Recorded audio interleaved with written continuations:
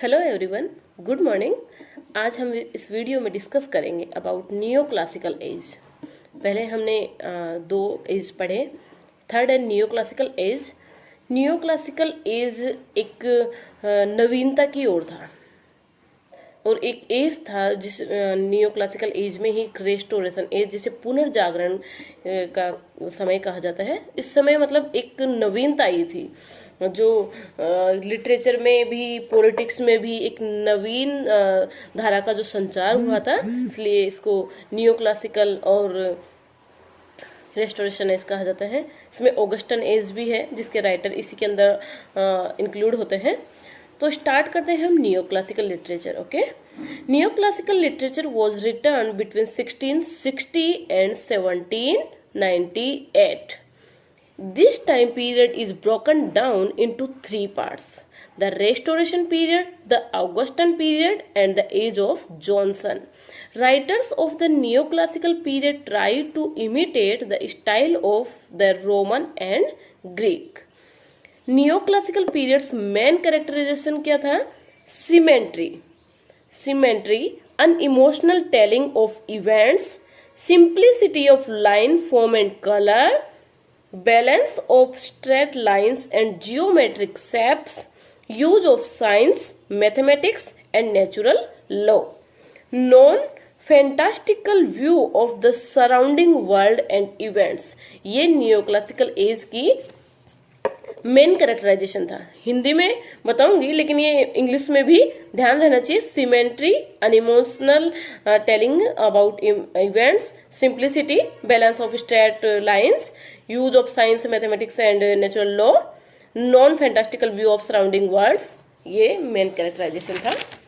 The period is called neoclassical because its writers looked back to the ideals and art forms of classical times, emphasizing even more than their Renaissance predecessor the classical ideals of order and national control।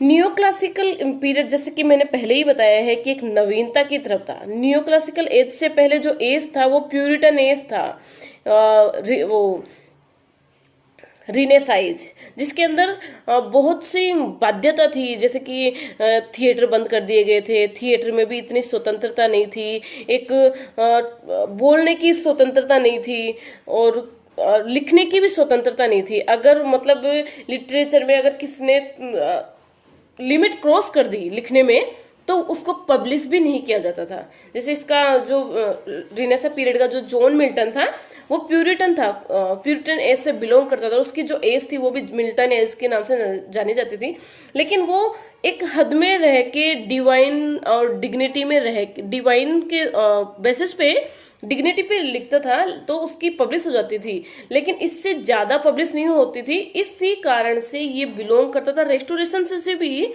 Restoration age से भी, लेकिन उस time पे ये इतना famous नहीं हुआ था। ये फेमस हुआ था रिनेसा पीरियड में ही, क्योंकि इसकी जो पोइटिक जो सिलेबस था, जो पोइटिक क्रिएशन था वो एक डिग्निटी में था, इसलिए इतना ज्यादा आउट ऑफ नहीं हुआ था। क्योंकि इस टाइम पे एक पुनर्जागरण हुआ था ना, तो उसमें सोच का भी पुनर्जागरण जैसा ही मानो। जैसे उसमें चार्ल्स फर्स्ट आया था, उसने टोटली लोगों को स्वतंत्र कर दिया था, लिखने के लिए स्वतंत्र, बोलने के लिए स्वतंत्र, थिएटर में रोल प्ले करने में स्वतंत्रता, ये सब स्वतंत्रता चार्ल्स फर्स्ट ने दी थी, जो रेस्टोरेशन एज से बिलोंग करता था।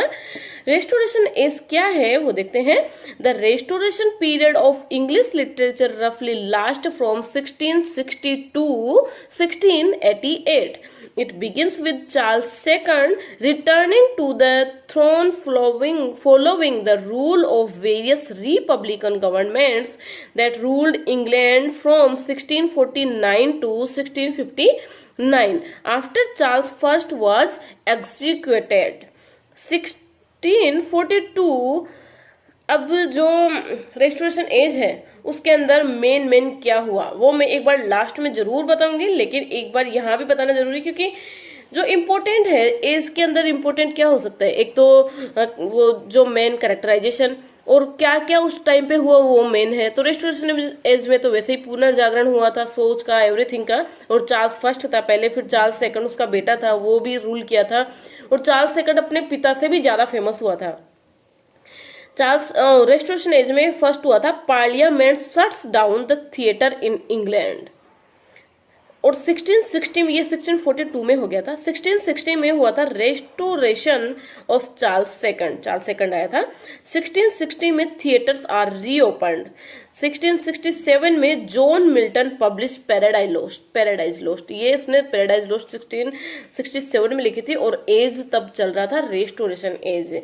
इसका ये बहुत फेमस हुआ था, लेकिन ये फिर भी इतना ज्यादा क्रिएशन नहीं लिख पाया था। इसका मतलब रेस्टोरेशन एज में कम क्रिएशन लिखने का कारण यही था इसका कि ये प्यूरिटन था, और उस टाइम पे प्यूरिटन्स को थोड़ी कम इंपॉर्टेंस दी जाती थी, क्योंकि उस टाइम पे एक नवीनता आ गई थी ना सोच में, तो उस टाइम पे पूरा रोमन कैथोलिक जैसे लोग आ गए थे। 1672 में जॉन ड्राइडन पब्लिश किया था मैरीज ए मॉड। 1675 में William Wycherley publish the Country Wife. 1677 में Aphra Behn publish the Rover. ये जो जॉन ड्राइडन, विलियम विकरली और आफ्रा बेन के फेमस बेस्ट, जो कह सकते हैं ना एकदम वर्सेटाइल क्रिएशन थी उनके टाइम की या उनके क्रिएशन की। ओलिवर क्रोमवेल था उस टाइम पे, जो इतना ज्यादा शासन नहीं कर पाया था, क्योंकि उसको लोग ज्यादा पसंद नहीं करते थे, तो और वो प्यूरिटन था खुद एक। और उस टाइम पे ओलिवर क्रोमवेल के बाद में प्यूरिटन एज का फिनिश होना ही हो गया था। फिर जब चार्ल्स फर्स्ट का बेटा चार्ल्स सेकंड आया, मोनार्की उसने लाई, फ्रेंच लिटरेचर लेके आया। फ्रेंच लिटरेचर का मतलब उद्भव हुआ था या इंक्लूड हुआ था वो चार्ल्स सेकंड के टाइम हुआ था। अब जॉन बनियान था, उसने द पिलग्रिम्स प्रोग्रेस इसी टाइम पे पब्लिश करी थी।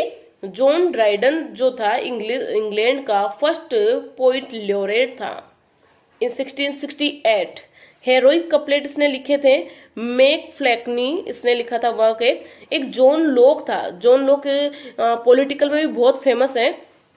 जॉन लॉक पॉलिटिकल मतलब बोलते हैं ना बेस्ट पॉलिटिशियन, मतलब इसके बराबर किसी ने अपने व्यूज नहीं दिया ऑन पॉलिटिक्स। ये एक इंग्लिश फिलोसोफर भी था और इंग्लिश लिटरेचर में भी इसने बहुत फेम लिया था। अभी जो मेन है रेस्टोरेशन एज के 5 क्रिएटर्स पोइट्स, वो है first Dryden, John Dryden restoration age का बेस्ट पोइट में से, फेमस पोइट में से वन ऑफ था। सेकंड था विलियम कॉन्ग्रीव। थर्ड था जॉन मिल्टन, जिसने पैराडाइज लोस्ट पब्लिश करी थी, उसी कारण से वो इतना इस एज में भी फेमस हो पाया था, लेकिन उसके बाद में इतना फेम नहीं पाया था। विलियम विकरली ये डेडिकेटेड था एक अपने प्लेस के लिए, अपनी लिटरेचर के लिए पूरा डेडिकेशन से लिखते। वैसे तो सभी डेडिकेटेड थे, लेकिन ये मतलब पूरा जाना जाता था डेडिकेशन ऑफ लिटरेचर के लिए। आफ्रा बेन, एक आफ्रा बहन, ये 5 है जो रेस्टोरेशन से बिलोंग करते हैं और फेमस थे बहुत। अभी एक बार अपन लास्ट में फिर से देख लेते हैं कि वो रेस्टोरेशन एज में क्या पुनर्जागृत हुआ, क्या नवीनता आई। Comedy of manners, satire, heroic couplet, politics, faith, restoration of monarchy, reopening of theatre, French literature, ये जो हुए थे सब ये रेस्टोरेशन एज में हुआ था। फिर उसके बाद में चार्ल्स सेकंड के बाद में चार्ल्स सेकंड का एक भाई था जेम्स सेकंड, वो आया था जो रोमन कैथोलिक था और वो प्यूरिटन से बहुत अत्याचार करता था, इसलिए लोग इसको इतना पसंद नहीं किया करते थे। और इसके एक बेटा भी हुआ था, लेकिन इसको इतना पसंद नहीं करने के कारण इसको फ्रांस भेज दिया गया था, या ऐसे मानो कि अपनी जान छुड़ा के भाग गया था। और तब रेस्टोरेशन एज का फिनिश होना तय हो गया था, फिनिश हो ही गया था। तो ये हुआ हमारा न्यू क्लासिकल एज का एक part, restoration age. Second part हम डिस्कस करेंगे टुमारो। आज के लिए इतना ही। ओके, धन्यवाद।